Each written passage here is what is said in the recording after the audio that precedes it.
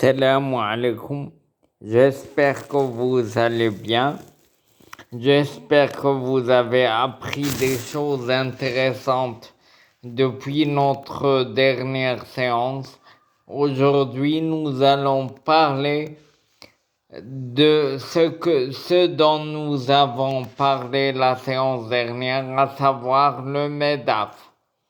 Le MEDAF, nous nous sommes mis d'accord que c'était le plus grand modèle de la finance de marché. Les hypothèses du MEDAF, elles ressemblent beaucoup aux hypothèses du modèle de marché, d'accord? Et l'équation du MEDAF qui est très importante. C'est, comme je vous ai déjà dit, c'est la meilleure formalisation de la règle d'or en finance qui stipule que la rentabilité est la contrepartie du risque. Donc, l'équation du MEDAF est RF, c'est le rendement de l'actif sans risque, bien supposé sans risque, parce qu'en réalité, il n'y a pas d'actif financier démuni de risque. D'accord? Mais bon, on va suivre l'équation du MEDAF qui dit que RI, c'est le titre objet de notre analyse, est égal à RF.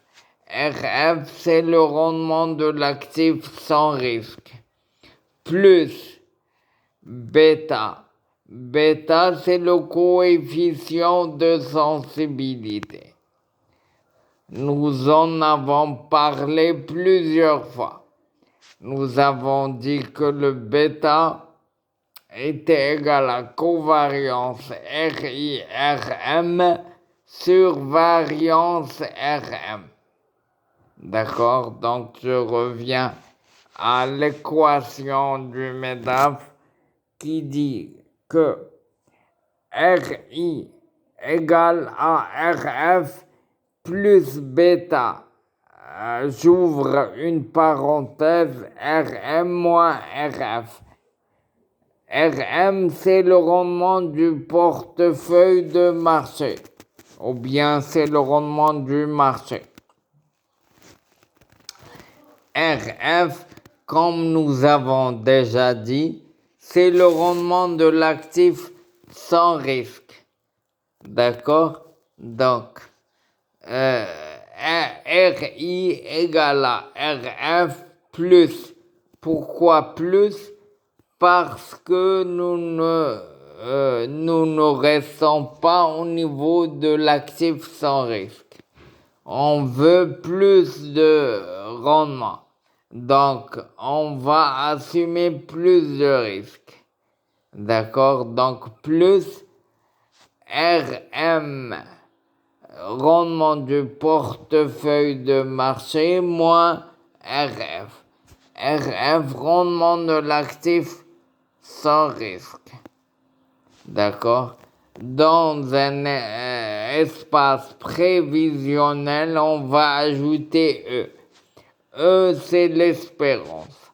Donc, espérance de RI égale à RF plus bêta.